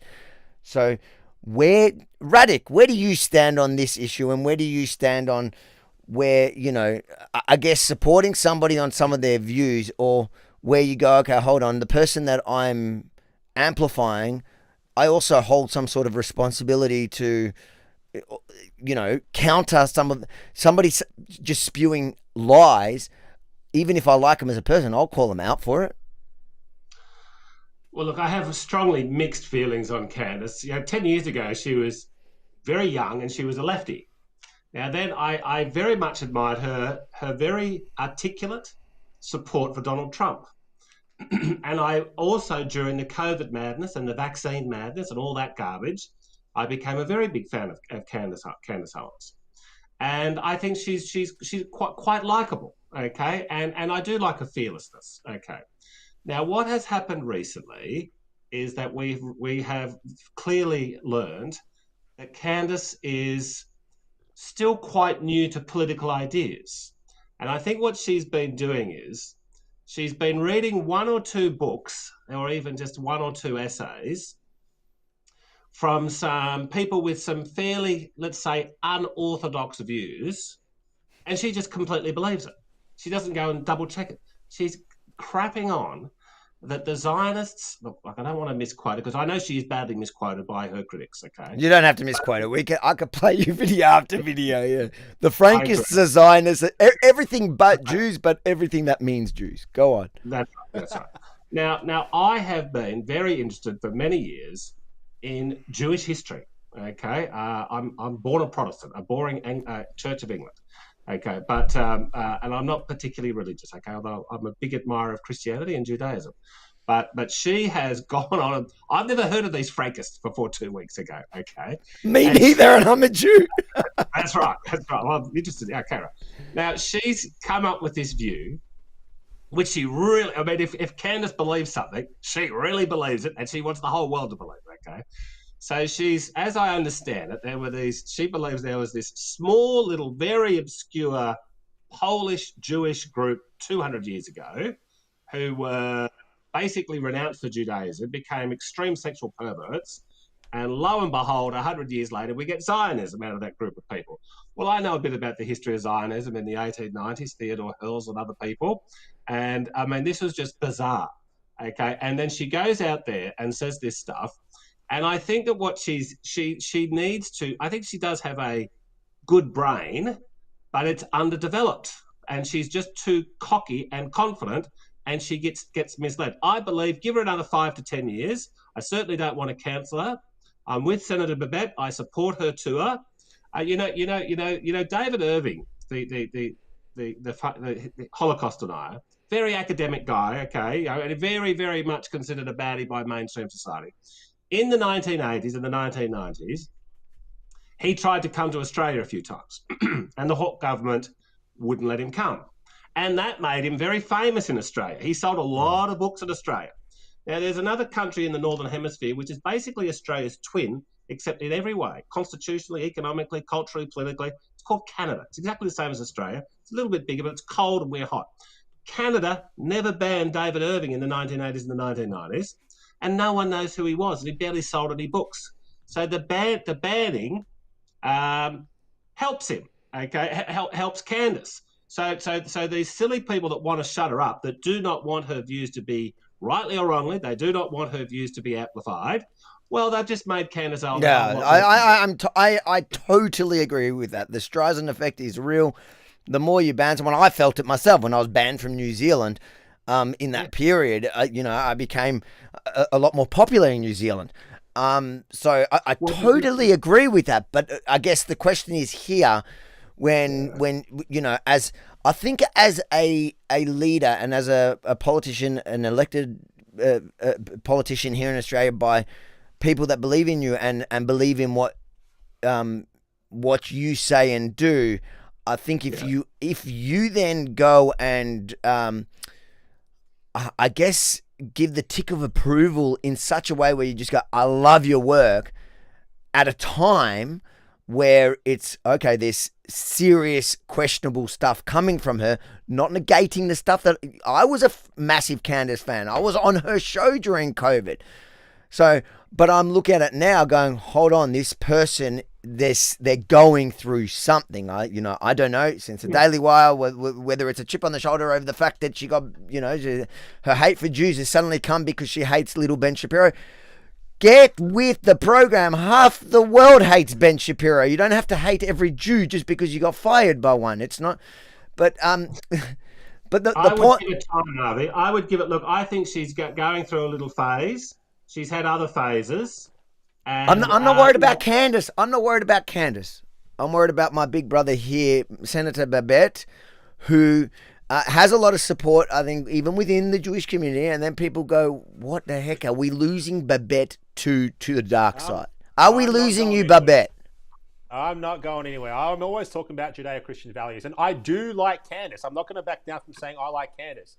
If there's any Jew hatred stuff, obviously I'm not going to agree with that. But I can separate different issues that she talks about and still appreciate the work that she does. I can say, hey, I like what you're talking about on all the gender stuff, on all the family stuff. Great. I don't like what you're talking about hating on Jews for no reason. That I don't like. But I still think that she has a valuable space, a valuable position in this space, and I still want to hear what she has to say. I can separate that and say, I don't agree with this, but I agree with that. That's not a problem for me. Do you not feel like you should do that though, especially if you're posting that you support the work, and then on top of that, promoting a tour which she is likely going to continue if she came here, which I think she should be allowed to. But I know what she's going to do on the tour here. She is going to spout a lot of those very questionable ideas. Well, you know what? If she does, I will be going to her show if she does come. If she does, we can have another podcast and, we can dismantle... But she's already doing it now. Why do you have to wait till she does it here when she does it now? When she's in Australia, when she's on our soil and we see her tour and we see what she says, we can go and have a look, and then we can have another chat and say we don't agree with X, Y, Z of what she said. Okay. And that's completely fine. I mean, we don't have to agree with everything that this woman says. But if she's saying outrageously vile stuff, would you condemn her for saying that, or would you just go, "Well, I don't agree with that"? It's like, if you're back in the 19, why wouldn't you? Why? Because she has the right to say what she says, but I would say I don't agree with it. I would definitely say that. You wouldn't condemn somebody if they're saying something like you would easily condemn the Greens. You condemn the Greens. Is such a strong word. And when you say things like condemn, it puts something in people's mind that maybe speech isn't good. Maybe but you do that to the Greens. Why would you not agree? Why would you do that to the Greens, but you wouldn't do it to her if she has as abhorrent views, if not worse, than the Greens on some issues? If she says something worse or acts worse in any way, and not just to her, to anyone, why is there some sort of protection to somebody on our side if they act abhorrent? But there is. No but Avi, I'd love to jump in here. I have spoken to... Sit back. I've spoken to other people who are very excited that Candace Owens is coming. That's fine. Other Australians. No, I'm saying, and they don't think her views are abhorrent. I'm just saying, like... But I'm asking you if they are. I'm just saying, like, it's a general kind of, there's no general consensus on her views. Australia. I know politically there's different views, and depending on where people are sitting, they might have different views on some of the things that she's saying. Now, I definitely don't agree with all the stuff that she's saying, and I used to be a big fan of Candace Owens and watch her all the time, but I haven't watched her for the last year or 2 years because I just can't be bothered, because I feel like she's going down a different track. Like John Ruddick says, she's trying to find her feed or her audience or whatever it is, and she's just saying some out there things and crazy things, and maybe she's not mature enough. She's saying some crazy things, and she doesn't understand perhaps the platform that she has when she says these things, and the look that it has. So sure, certain people might have to address it in a different manner, but a lot of people are very excited to be going to her show, and I'm not. It's a very it's a very tough type of issue, because a lot of the politics that she does share and that she does talk about are a lot of things that I do strongly agree with as well. So I do share a lot of her Would views. you condemn somebody on your side? Sorry? What were you asking? No, are you going to her show? No, I'm not going to her show. Would you? Me? No, I've seen enough online. I'm good. But let me ask you. I'll take you up on that offer to go through point by point what she said in an Australian show, but she's probably not going to have it, so it's all irrelevant now. But my question to you, Rukshan, would you condemn somebody if you found that they had abhorrent views on anything, even if they're from your side? So when you're discussing... condemning. I condemn people all the time for things exactly they say and do. So I do that all the time. Would there be a protection if it's? Would there be a protection? Yes, but some of the things that she's being condemned for issues which are borderline in disagreement between different people. So, she's controversial in that sense, and that's why that I say that she's polarizing. Now, there are definitely things that she's saying that can be flat out condemned. Yeah, so that's what I'm talking about. I'm not talking about the stuff that's like questionable. I'm talking about, questioning the Holocaust or the atrocities within the Holocaust, the medical, the procedures that were happening in the Holocaust, like that kind of stuff, which is, they've all been done before. She's not new at something. The only thing here that's different is that Candace is new to doing it, and she's gotten worse and worse by the day. The question is, when it's on your side, I'm just trying to understand if there's some sort of protection. Like, do you feel like if somebody's on your side, you need to protect them by just ignoring or, avoiding? Or do you feel like if it was, because I just feel like there's this hypocrisy, we're so quick. If the other side says something half as bad, we will jump at them. Why is there then suddenly a protection for one that because we were once fans, or we agree with half, or we agree with 90% of what they say? Why is there a protection? If somebody says crazy shit, we should treat it all the same, no? Yeah, no, look, well, we should have some solidarity with our own side. There is some element of teamwork. But look, I think that what Candace's, sadly has gone too far. So I won't be attending her event. I'd love to have a private lunch with her because I have no antipathy towards her. I'm not angry at her or anything. I actually feel sorry for her. She's just sort of like, I think she's overly zealous. That's what she is at this stage. I think she's had a recent conversion to hardline Christianity, and that might be a part of it as well. But look, in terms of as your overall point, Avi, is a very good one. Of course, we should be critical of our own side when it is required, when they go too far. Now, we don't want to we don't want to just do it at the drop of a hat. I mean, I was in the stupid Liberal Party for about 30 years. I couldn't hang around after they did the trio. They locked us down for 2 years. I left them after a year and a half. I was pleading with them. I said, what the hell are we doing? Sold us out on global warming and got us into $1 trillion worth of debt. So I thought, okay, well, see you later, Liberal Party. 3 strikes and you're out. So, of course, I'm critical of Donald Trump on his trade policy. Now, it's not the end of the world. It's just another tax, okay? But he's wrong on it. He's been wrong on it, to his credit. He's been wrong on it since the 1980s. He's got crapped on about stupid tariffs for a very long time. So we should be critical of our own side. But when you're in a political party, sometimes I have disagreements with some of the libertarians in other states.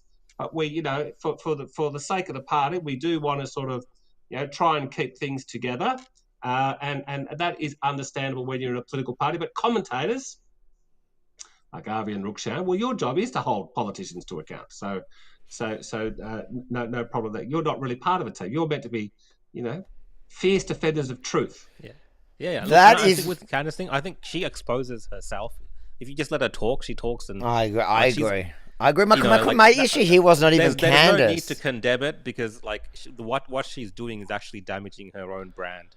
Honestly, this whole conversation was not. That's the thing. Because Babette started this by saying batshit crazy. I know he's denying that he didn't say that Carmela is batshit crazy. Batshit crazy Americans, and then I had to. No, I'm just messing. I think it's just. I think it's a conversation that needs to be had, especially when you are willing. I get it. You don't have to condemn everything and everyone, especially when you're in a political party. Especially when you're playing politics, that's almost part of the game. Is when you know when to keep your mouth shut. But I do think that if you're going to jump online and write, "I love your work."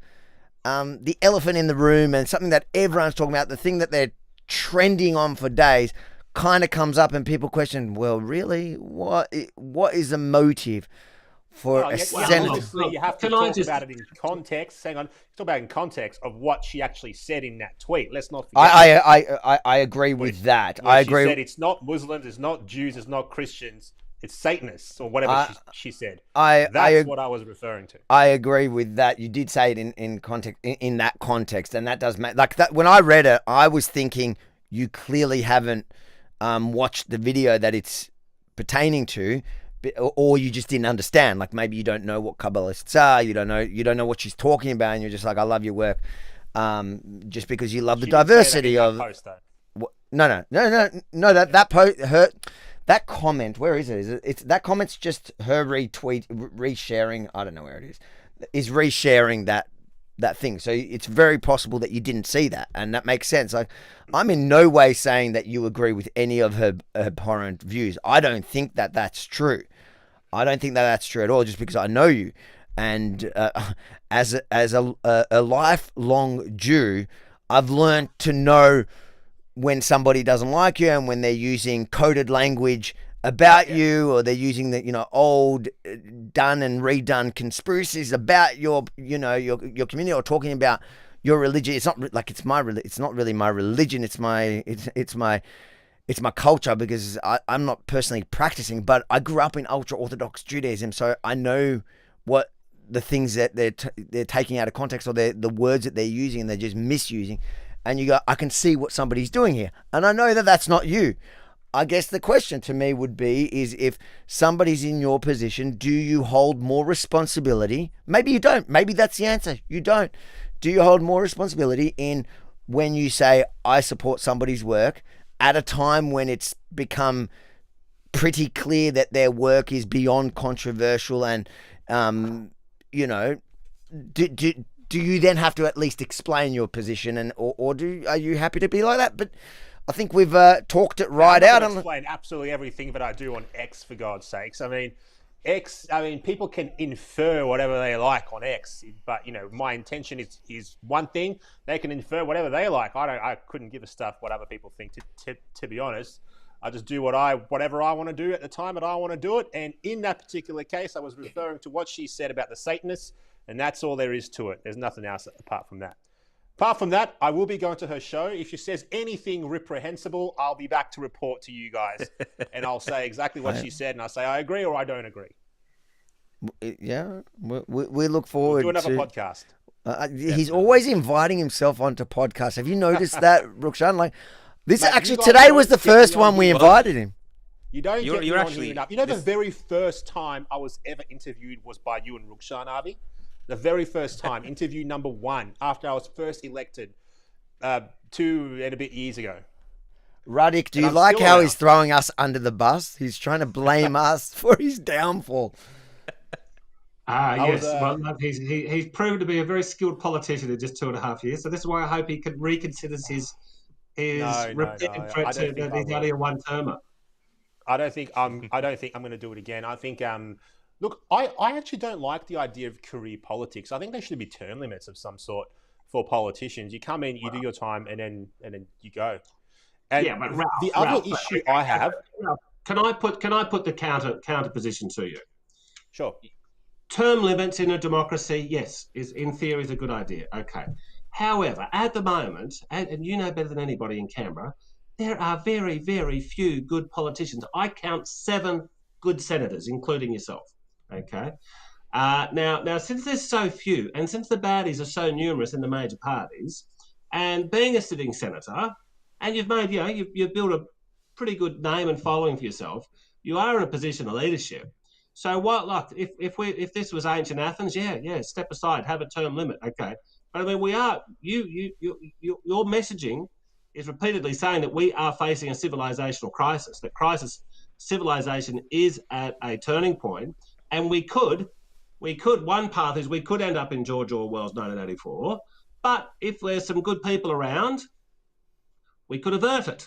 And we could go back and have a happy life, and we could have a peaceful 21st century. We could get the government a lot smaller. We could bring back prosperity. We could get rid of all the woke BS. We can have, it could be like the 1980s and the 1990s again. So, I mean, now you can go back to your professional career. You'll probably make more money. But, I mean, that just simply increases the chances of us going down to 1984, because without good leadership, at the end of the day, we can have the best commentators in the world. They can be the best commentators in the world, but it comes down to the legislature. And you just happen to be there, okay? And I'm thinking, why the hell would you want to walk away? I wouldn't say it's walking away. I'm saying more open up the field for somebody else to have a go and maybe have a different view, a better view, who knows, as to how things should be done and come and have their voice in this place. I think more people should join the major parties, to be honest. I think more people should join the Liberal Party and join the Labor Party, heck, even join the Greens, and bring these parties back to normality. Because what's happening right now is only the really super passionate people are joining these parties, and they're taking it too far in the wrong direction. We need average people that have, middle of the road views to join these parties and be involved as well, not just the fringes. The major parties are basically Liberal and Labor, are very powerful. They've got lots of fruits to have, lots of things, trinkets to have. Parliamentary seats, staffing positions, lobbying contracts, statutory board. They've got lots of gifts to hang out. So they are a magnet for careerists, opportunists, and spivs. And that's who dominates the major parties. We all know there's good people in there, but they are very much a minority. And the careerists and the opportunists have always got a lot more motivation. Now, Senator Babette has just said that people should join Liberal and Labor. Well, I completely disagree. They should be joining. There's one political party in this country which has really got the best hope we've got to turn things around. That's the Libertarian One Party. Nation. Oh. What? No, thank you. No, I would like to make the case, gentlemen. Give me 30 seconds. Make it. You got it. On the left-hand side of Australian politics, we have a party of government called Labor, and we have a 10 to 12% party called the Greens. Now, the Greens are purist, and they might be purely wrong, but they don't give an inch, okay? They're militant, they're ideological, okay? And they attract 10 to 12% of the people. And what does that 10 to 12% give them? Gives them a lot of senators, sometimes the balance of power, gives them people in the upper house and the state parliaments. They occasionally win a lower house seat. It applies pressure to Labor's left flank, and it prevents Labor moving to the centre. They have to pretend that they're fairly left-wing, or they'll lose more to the left. Now, what do we have over on the right? Well, I've got a lot of friends in all those other little parties, okay, but it's a motley crew and it's disorganised. And we can say to our voters, at the last election, the UAP and the Libertarians had a 2-for-2 preference swap. But look, half the people that voted for us, they might vote one UAP, they'll vote two coalition. That's all, and one Libertarian, two coalition. Or it just people don't follow how to vote, okay? That because they think for themselves. Now, what we need on the right, we need a mirror version of the Greens, which is an ideological party, an intelligent party, a party that doesn't give an inch, a party that is rooted not on a personality, but on very hardcore principles, the principles of libertarianism, Harvey Milei-style libertarianism, which approaches every single political issue through one prism. How can we make the government smaller? Because the government is dangerous. Now, if you approach every angle through that, we can become a 10 to 12% party. We will probably not become a party of government, but we can have the same influence that the Greens have got and on the right, and we can shift the Liberals and the Nationals to the right. What's happening now with the Greens, they're the most powerful party this century in Australia. They've dragged Labor to the left, and in the process, they've dragged the silly Liberal Party to the left. The Liberal Party needs an anchor on the right. There's only one option, gentlemen. It's the Libertarian Party, and I believe we've got growth. We've got the local council elections this weekend. You interviewed Sean Masters last night, who's very impressive. I think we're going to go pretty good in about 3 days' time in these local council elections. It's going to feed into the momentum of the growing libertarian movement. That's my pitch. Love your work, John. They got that in time as well. Jesus, these comments are coming through. Technical issues happening as we say.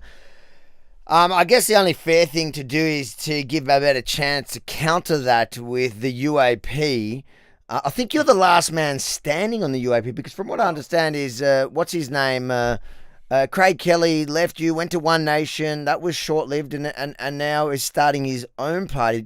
Can you give us any insight into that before you give us a pitch? Well, I'm actually not sure what Craig. Why did he leave you guys? I haven't spoken to him. Why did he leave us? Yeah. I think with the UAP, obviously we're not contesting any elections at the moment until the next one's coming up. There's really no harm in it. There's just nothing to really do with the UAP right now in between elections. So he thought he'd try over at One Nation, which I don't know anything about. But yeah. Whatever he does next, I'm happy for him and I'll support him.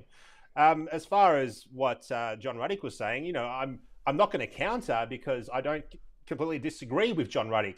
I think at the end of the day, there really does need to be a right-leaning party to drag the Liberals and the Nationals to the right a little bit more than what they are. So kind of like what the Greens are to the Labor Party, that definitely needs to happen.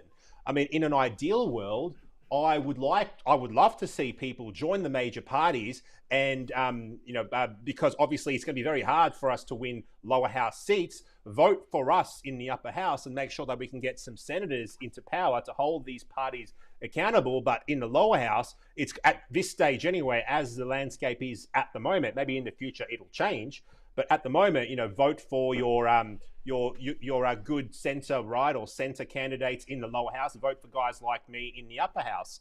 I mean, one day that potentially could change, where parties like mine could potentially form government. I don't think that time is right now. It could be 20 years away for all I know.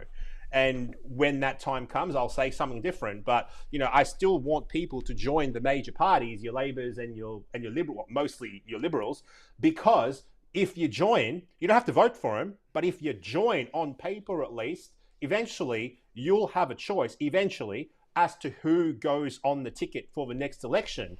So then you can pick people like Matt Canavan, you can pick people like Jared Rennick, who, by the way, he lost his spot on the ticket by, I think it was only one vote. That's all he needed, one vote.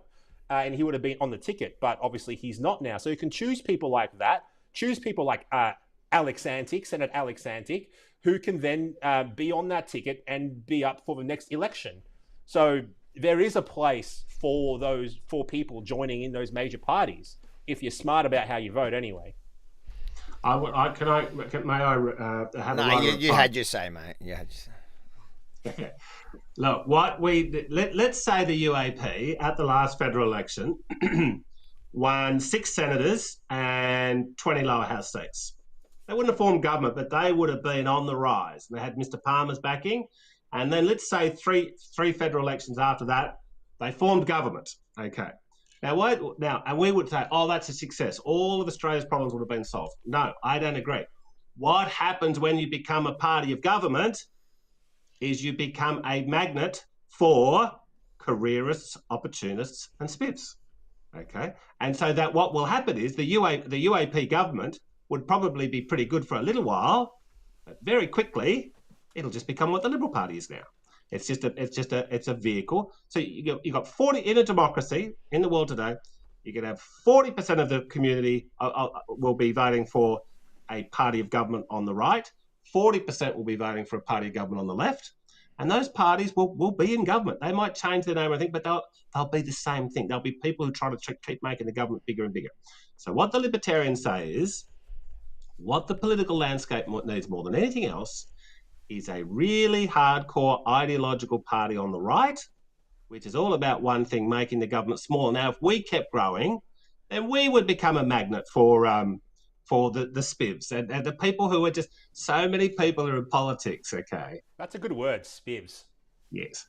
They're in politics for the adulation. They're not so much in it for the power. The power is held by the senior bureaucrats, not the politicians. The politicians are largely show ponies. The politicians can exercise power, but it's really the senior bureaucrats who do. Now, of course, the exception to what I've just said is the magnificent case study we're seeing unfold in Argentina, where we do have a radical libertarian running the show, and hopefully he's going to send a message to the whole world about how magnificent, how much of a blessing to mankind radical libertarianism can be. He's turning around that basket case. But what will happen is after 20 years, if Malay continues to be the president, his party takes over the Congress, it'll just become another party of government, unless Malay in the meantime can really slash it permanently, which is what we hope he does. You know, what's your about Argentina is Argentina was at one point in time not too dissimilar to Australia. Oh, yes. Lots of natural resources, a democracy, Western values, and ethics, and look where socialism took them, to the point where you're basically eating your family pet because you don't have food to eat. Crazy. And I fear that Australia's going to end up in the same place until we eventually turn the ship around. It's the curse of what happens when you've had 3 generations in a row of high prosperity. And that's what happened to Argentina. You're exactly right, Senator Babette. they were a very wealthy country. You know, they had the highest living standards in the world 100 years ago. And then people just think, oh, this is how it always is. Nothing can stop our prosperity. They don't know the hard times. And then it can, you know, I say about Argentina, what happened there in the 1940s is Australia had Gough Whitlam for 3 years, and then he got kicked out. But they basically had Gough Whitlamism for about 60 years. And that's where it will lead to. A great nation can be reduced to poverty. But look, it's an extraordinary thing that's happening. And so far, the signs are looking very, very good, much quicker than we thought. And of course, when the mainstream media is not talking about Argentina now, that's a sign that things are going very, very good. Well, Rukshan, is there anything you would like to add to this conversation? Are you starting a political party that you want to spruik as well? No, look. No, what about the Sri definitely Lankan People's Party? No. A lot later in life. I wouldn't get into politics so young. I think, you know, when I'm a bit older, maybe like John Ruddick in his age. Are you going to do a Kamala on us? You're Sri Lankan till then, and then suddenly you're going to come out with some other. You're going to be something else. Race. What are you going to come out? Tamil? No. Now you're trying to make things controversial for me. No, not at all. I think I'll be very proud of my Sri Lankan heritage, but I'm true. You should be, because you guys make literally the best chicken. I base cultures solely on their food. You can tell a good culture by their dish. Don't you guys agree, or am I alone on this? Come on, Sri Lankan chicken curry is pretty good. This is like the third episode we've talked about Sri Lankan. Because I eat it's do you an know? ongoing theme. Do you know every time I get a new Sri Lankan neighbor, I knock on their door and I talk to them about Sri Lankan chicken, and you know it's true, Rukshan, because you've seen the CCTV where they've bought me Sri Lankan chicken over because I've convinced them to do so.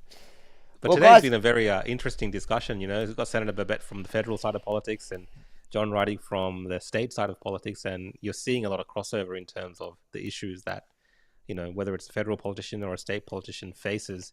Do you think that's going to become more and more blurred in terms of, you know, those lines between what state and federal politicians actually have to deal with as these issues become more and more, you know, when these globalists, I guess, we were talking about that earlier today, how they're infiltrating all sides of government, even the councils. Are we all kind of dealing with the same issues regardless of, you know, our status in politics? I think the globalist agenda definitely permeates through the entirety of our political system, right from where I sit here to the states, right down to the councils, because, you know, you're seeing councils make, in my opinion, questionable decisions to comply with essentially the United Nations mandates and things of that nature. So, yeah, it definitely permeates through. Somebody commented that the radical libertarianism should be is that they're asking if that's just right. I'm assuming they mean, is that like right in today's context, libertarianism would be considered, yes, right wing, no doubt about it. If you go back to the 1970s, the libertarians were extremely against the Vietnam War. Okay, now look, I mean, people say that we're pro-marijuana. Okay, well, we're not pro-marijuana. We just don't want the cops knocking on your door if you're smoking a joint. We probably think it's a bad idea if you do. In all fairness, Joe Rogan's pretty pro-marijuana, and he's like your poster boy for libertarianism, is he not? Well, okay, look, we don't make a moral judgment on marijuana. Look at you backing away from that real quick. Okay, but look. Okay, so look, in the 70s, people thought, we're anti-war. Okay, but look, the common denominator is we're anti-war because we just don't believe that's the worst thing the government can do. These stupid politicians get us into unnecessary wars most of the time. But look, in today's context, no doubt about it, because the left is dominant. Back in the 1980s and the 1990s, the right was dominant around the world. Okay, the right, and basically the world had a good 2 or 3 decades there. It all turned around with with the Iraq War when the right went too far. And then the subprime crisis, and Obama comes in. And ever since Obama came in, the left is completely dominant. Now they are the establishment, and we are the rebels on the outside. So, but it will move around, okay? But it's really, look, the divide is between authoritarianism and libertarianism. That's the great divide today. we're talking about the war. What are you guys' thoughts on this weapons expo that's happening in Victoria? There's a lot of controversy surrounding that.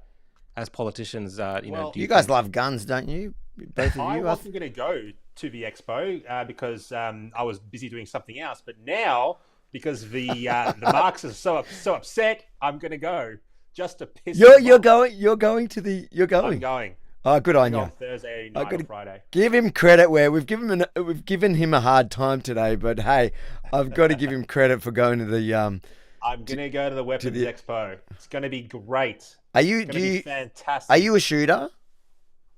I am not a shooter. No. Okay. I wouldn't mind being one if I could, more easily get my hands on some firearms. But as you know, it's a bit tough in Australia to do that. Victoria's the There's worst. so many restrictions in Victoria, especially. You've got to go to a gun range every so often. You've got to actively shoot, basically. I actually do believe that that Australian citizens should be able to own weapons for self-defense. Not so much self-defense against your neighbor, but more so defending yourself against the tyranny of government, which if you look throughout history is a constant. It's a constant. All governments essentially become tyrannical at some point. So I think we should have the right to own firearms as a bulwark against authoritarianism. Well, Radik, where are you on this? Oh, well, Senator Babette summed it up perfectly. The American founding fathers, when they did the Bill of Rights, number one is free speech. The Second Amendment is the right to bear arms shall not be infringed. Now, I've never fired a gun in my life. Okay, I'm not particularly. I know people who love their guns. You've never fired. Never. Now, look, it's. I know people who can talk about guns all day. Okay, I don't know the first thing they're talking about. I'm not interested. Well, what Senator Babette says is entirely correct. An armed citizenry, is a counterweight to a tyranny, and this is why when the communists come to power, the first thing they do is they disarm the citizens, because you can disarm John Howard. He's not a communist, but he did a dreadful thing to this country over a freak incident in Tasmania. Now what we've got, there's still a ton of guns out there held by the government, held And by criminals. the military, held by the police and the intelligence agencies. Now, I'll tell you, so we are slowly sleepwalking into a tyranny, and we saw that with COVID. Now, with the silly vaccine, the warp speed vaccine, in America, about 65% of Americans took two doses, and in Australia, I believe the official statistics, I believe it was 98% of people took at least two vaccines. Let's just be careful what we say here because we're on mainstream platforms. Just conscious. Okay. Thank you, sir. Thank you very much. Now, I do believe. Now, they were wonderful vaccines. I mean, you were just crazy if you didn't take them. Okay, I'm lining up to get my 7th tomorrow. My 7th. Okay. Now, but look, it was interesting that there was a very big difference between the uptake in the US and Australia, and even though the corporations in America were just as sort of saying, just like they were in Australia, and the media and the government, it was the same level of pressure, but there was a very big difference. And why was that? Because the American government at the end of the day knows they can't push the American people around that much. But the Australian people are now defenceless. So this is why people, since the Magna Carta, since all the great documents that have preserved our freedom, they put the right to bear arms right up the top. John Howard made a dreadful error. And I believe that 97% of Australians do not agree with me or Senator Babette on this issue, or the Libertarian Party. But yes, we are more radical than the Shooters Party. The Shooters Party just wants to be able to have shooting events and stuff like that. No, we believe in the right to bear arms to prevent a tyranny. And we're right. I'm happy to settle at self-defense. Well, the only reason that they may not agree is because they don't understand history. That could be why. They don't understand that eventually your future is going to be a government boot on your face. That's where we end up eventually. That's what they don't get. Yeah, that's right. And it should be, the Liberal and the National Party should have been making this case. But they don't, okay, because they basically... But the Liberal Party is that they claim this as their win. This is one of the, That's right. John Howard's big victory that is often spoken about around the world. Whenever there's a mass shooting in the US, Australia's John Howard's gun policy, and they always mentioned that it was the conservative government, the very conservative government. Speaking of the Liberal Party, right, guys, a comment about what happened today in Canberra. So today we had what was called a farmers' protest here in Canberra, where the farmers showed up, where basically they were protesting, among other things, the banning of live sheep export and all the restrictions that are, being eventually going to be placed upon them because of net zero, right? You had the Nationals and the Liberal Party up on stage at this farmers' protest going, "Oh, we stand with you, vote for us, and we're gonna reverse some of these bad decisions that the Labor Party made," when it was the Liberal Party themselves that signed us up to net zero under Scott Morrison. So I find it really upsetting that people have such short memories, because you had all these farmers clapping and cheering, "Yeah, you're going to save us," when it was literally the people that were on the stage that put them in the position that they're in now. Just a little comment there about what I saw today about the Liberal Party. You really don't like the Liberal Party, eh? You know what? In opposition, Senator Babette, the Liberals sound fantastic. They say all the good things in opposition. The only problem is when they get into government. That's when they sell everything out. And I do believe it's because there's no right-wing anchor to their right keeping them in check. But yeah, they do sound good in opposition. And this is but they disappointed government. Yeah. Speaking of people even Tony Abbott, okay. Now since Tony Abbott's lost the Prime Ministership, Tony Abbott has given 2 or 3 speeches overseas, which were absolutely fantastic speeches on how stupid global warming is. Okay. When he was the Prime Minister, John Howard did the same. They went along with it.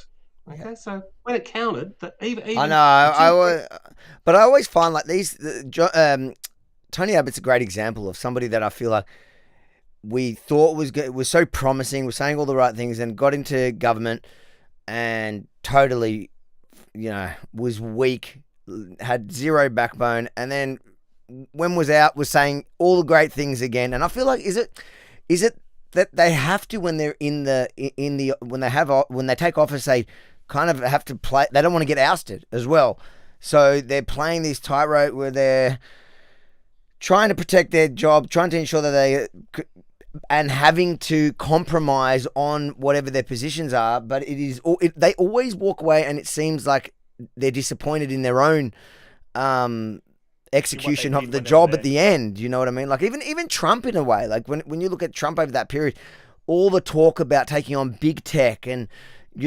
until the very end, I always felt through the last Trump administration that he talked about it a lot, but he never thought it was going to come for him until the last day it did. Literally after Jan 6, they nuked all his social media. And I think he sat there and he goes, "Oh my God, why did I just talk for 4 years and not go and actually deal with the problem?" But I feel like all of them. In Trump's defense, okay, look, he was the first president since George Washington who was a plain citizen before he becomes a president. So he walks off Fifth Avenue, he gets into the White House. I mean, every other one was a former senator or congressman or governor or military general. Yeah. So Trump gets in there, right? And half of his White House staff were MAGA and half of them were GOP establishment. Okay, well, who knows how to sort of manipulate things better? The establishment. They've been around Washington forever. Okay, and then, of course, he's got to put up with the stupid Russian collusion delusion, which was all just made up. That went on for 3 years. It crippled him. Trump's sitting there thinking, what the hell's going on here? Okay, so that crippled him. Now, then, of course, he had weak Republicans in Congress. Now, Trump has taken over the Republican Party. Okay, now, look, if he wins, and people I know in the libertarian movement, they are very skeptical that Trump's second term will be better. They might be right. But I am quite hopeful, if he does happen to win, I am quite hopeful that he's learned his lesson and he absolutely will, on this occasion, drain the swamp. We can only hope, because he didn't drain it the first time. I think he did. I think he did pretty good. But I do, like, that was one thing that really stood out to me, that bothered me right up until the end. And thankfully, since then, Elon has come on board. So, who's kind of been our messiah when it comes to free speech. Now, just before I reckon Zuckerberg is going to do an Elon. I reckon over the next 5 to 10 years, he's going to turn into a right winger. You watch. Yeah, there are signs of it, but I don't know if he actually even has control of Facebook anymore. If you know what I mean, like I think, Yeah. I don't feel like You he guys saw does that because letter he wrote, yeah? He yeah, wrote that letter. well, that letter, for example, he says you know, regrets the COVID, basically working for the government during COVID and censoring accounts and you know, kicking people. But then I went straight away and I looked at Meta's policy, and it's exactly the same. They're still doing it. In fact, hopefully that silly comment you made about the best vaccines in the world doesn't get us nuked from there, because they still implement that crap. Yeah, I think he's saying as an individual, because he's seeing Yeah. someone like Elon. I think he's speaking talking up as an and individual. I standing up don't for think it's. himself. I don't think it's going to have much impact on the actual thing. But one thing that does have impact is this comment here. I quite find offensive in 2024. Murphy, why are there no women on this panel? Assuming all our genders. Rukshan, how does it feel being an Indian Jamaican female that you're being Well, ignored? I'm very offended, definitely. Especially like after everything that we've done as women to get to this position where I can come on here and speak my mind. To be not recognized as a woman is a very big insult to myself. So, Murphy, I think you should really be careful when you're assuming people's genders. I am a woman. I have said I am a woman, and that is what I am. Does anyone want to argue with him about his womanhood? I dare you right now. Do not.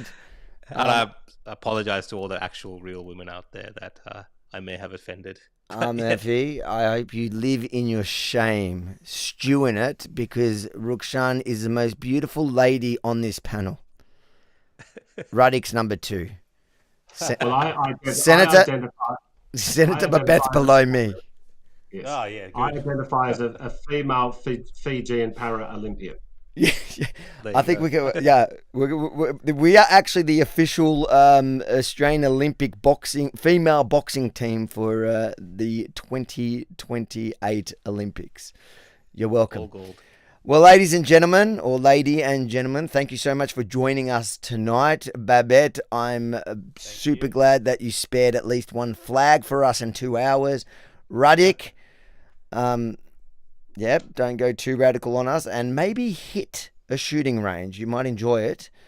Okay, thank you. Thanks for having me, gentlemen. And Rukshan, until next week, I hope you enjoyed that holiday of yours. But anyone who wants to catch up on any of the episodes, the opposition.show. What do you reckon? How do you reckon that went? Do you reckon Babette's ever going to talk to me again? He's still on the line. Is he still on the line? He's still on the line. Damn. I'm gonna get some phone calls after this show. He's gonna be like, "Oh, that Harvey." Nah, that was good. That's the first time that's actually been the opposition podcast for Senator Babette, right? I've been like every episode. I'm trying to pick fights, and then I finally found one. But thank you so much really for your good. time, So guys. thanks, It was a good episode, and I hope you guys at home enjoyed it. You can check out all the comments on online and get involved in the conversation. Over the next few weeks, we will figure out how to do it all on Rumble. The technical side is a bit harder, especially because I'm in charge of it. Rukshan, Have fun on your holiday, Harvey. I love how We you're all know putting you're this on going me, on holiday. mate. I love how you're Have putting fun this on on your me. holiday, mate. Stay safe. I gotta stay here and work, man. Have fun. Ding, ding, ding, ding, ding, ding, ding, ding. This is the music.